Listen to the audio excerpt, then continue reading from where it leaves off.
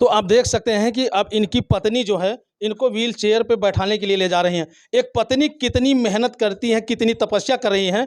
कौन सी ऐसी पत्नी होगी दुनिया में जो इस तरह से अपने पति के साथ करेगी। तख्त पर लेटे हुए हैं और इनके सर से लेकर के पांव तक सिर्फ आंखें और जुबान दिमाग छोड़ करके इनका ऐसा कोई अंग नहीं है जो कार्य कर रहा हो। कभी आपको ये नहीं महसूस होता कि मैं एक ऐसे व्यक्ति से शादी कर ली हूँ जो व्यक्ति अपने आप से उठ बैठ नहीं सकता, चल नहीं सकता, कभी ऐसा मलाल नहीं? जिसका बच्चा ऐसे तो कैसे बोल सकता सर? जिसका बच्चा ऐसे हो तो कैसे संतुष्ट रह सकता? नहीं सर, ऐसी बात नहीं है, था, लेकिन अब क्या करें, जो नसीब में था वही होगा ना।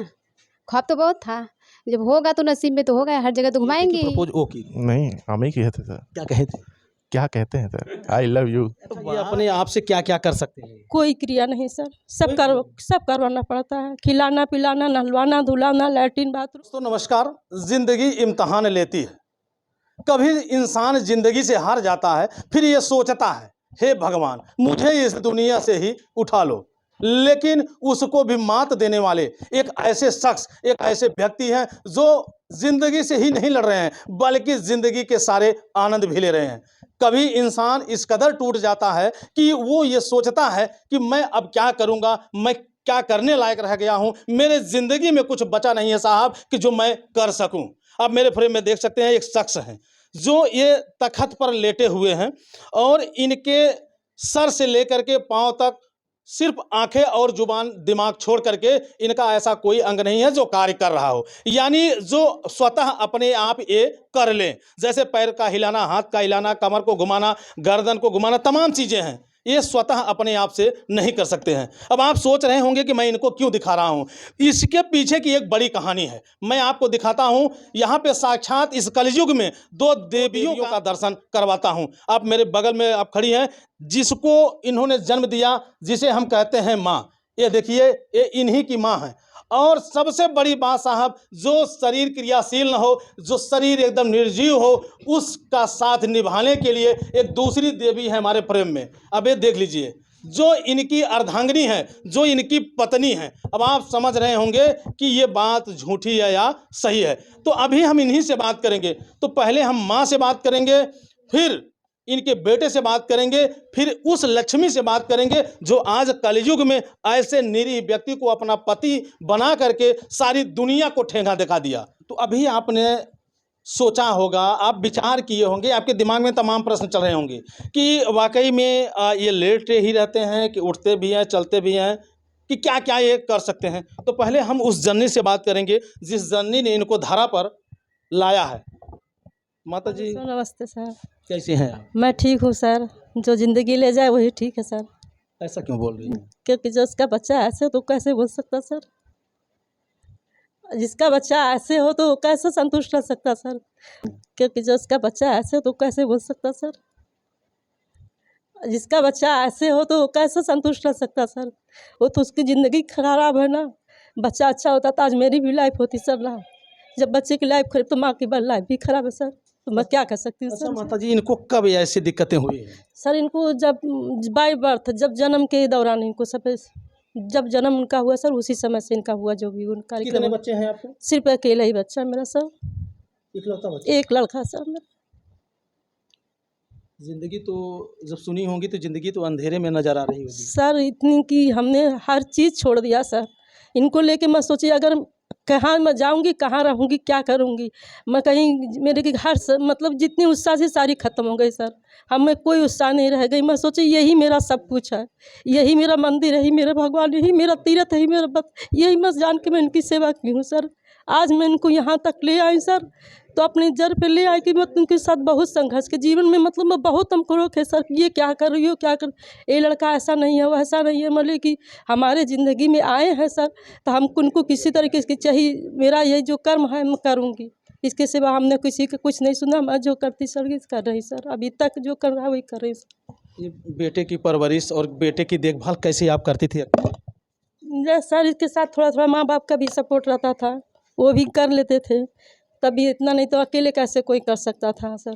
बच्चे इनके हुए 6-7 साल हो गया। तो फिर इनके नाना बोले एडमिशन करा दूँ, एडमिशन हुआ सर। तो इनको पढ़ा के व्हील चेयर से ले जाती थी, पर स्कूल छोड़ती थी, व्हील चेयर पे भी बैठा के ले आती थी। लंच में भी ले जाती थी, कहीं बाथरूम लग जाए, कहीं लैट्रिन है।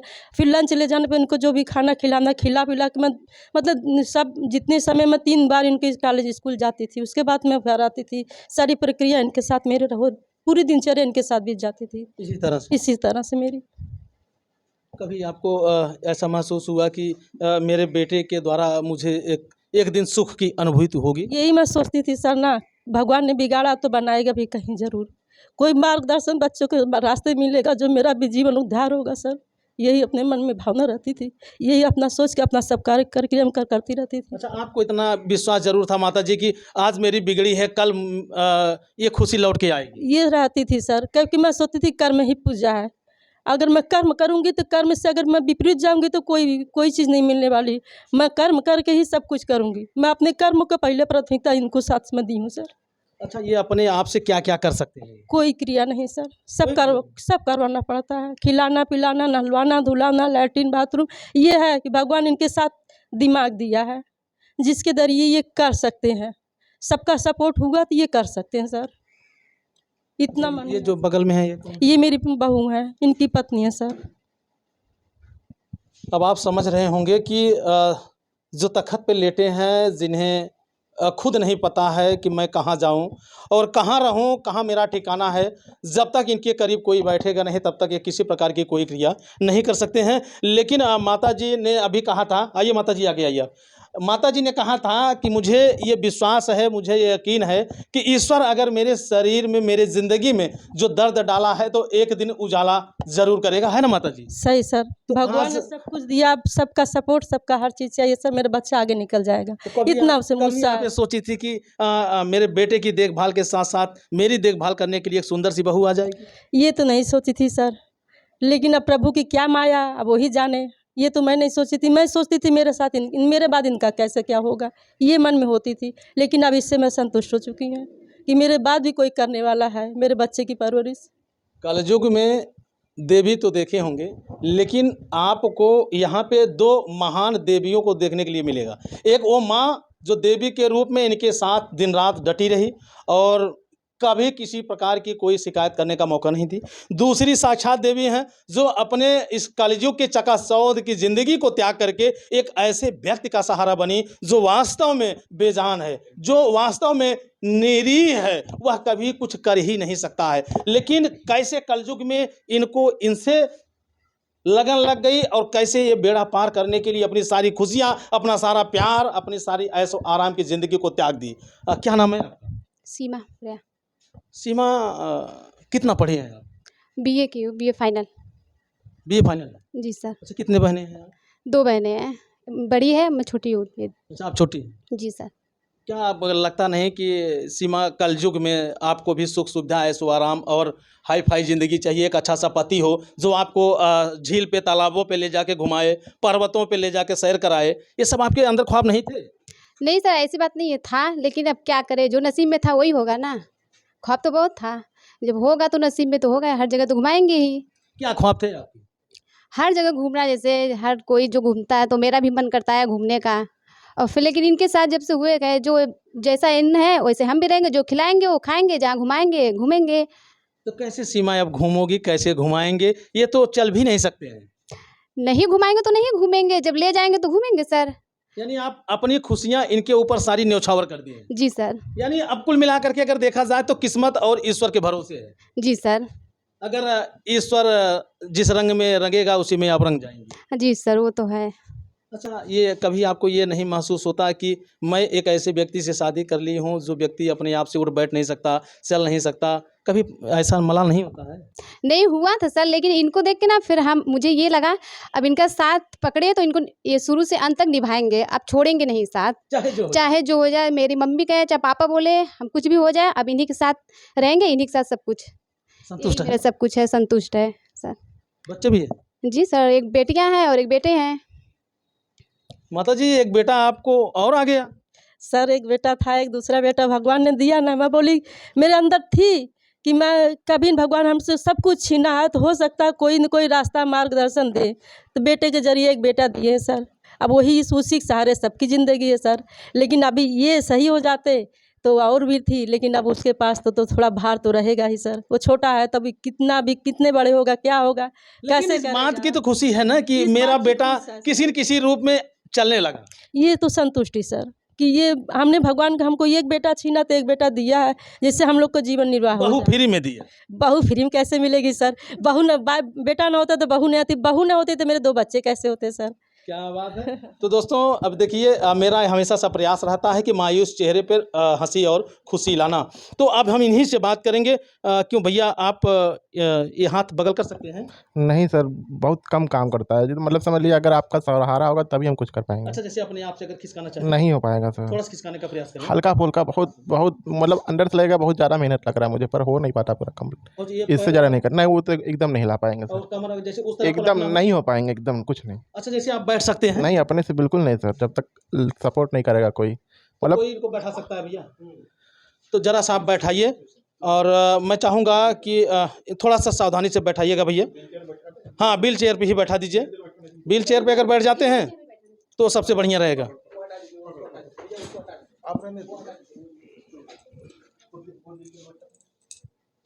अब आप समझ सकते हैं कि दोस्तों देखिए ज़िंदगी किस तरह की है,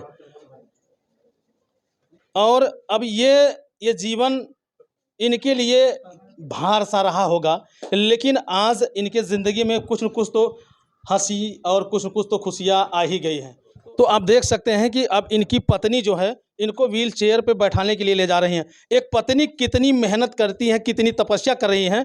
कौन सी ऐसी पत्नी होगी दुनिया में जो इस तरह से अपने पति के साथ करेगी। यहाँ तक तो आज तमाम सोशल मीडिया पे आप वीडियो देखते होंगे कि अपने ही पति को पत्नियां जो है क्या से क्या करवा दे रही हैं। कभी पहाड़ से ढकलवा दे रही हैं और कभी तालाब में डुबो दे रही हैं। कुछ न कुछ जो है नए नए कांड आपको उभर के सामने दिखाई दे रहे होंगे। लेकिन अब यहाँ देखिए कि इनकी सेवा में इनकी पत्नी लगी हुई है।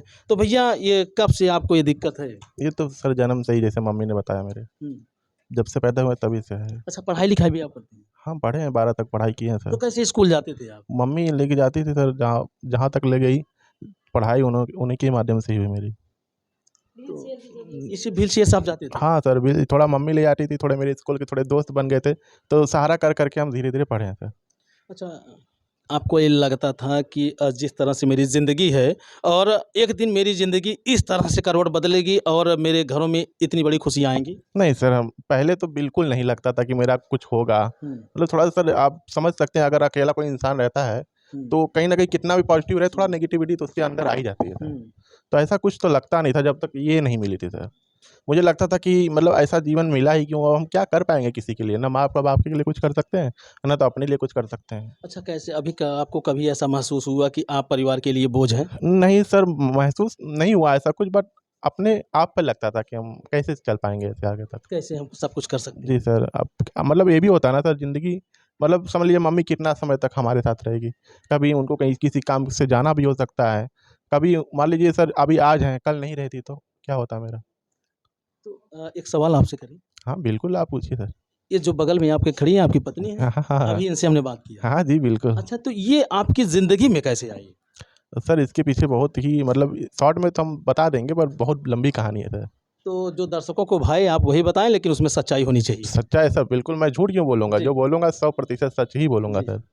तो सर एक्चुअली क्या है कि मम्मी के ननिहाल में हम लोग का मिलना हुआ था सर।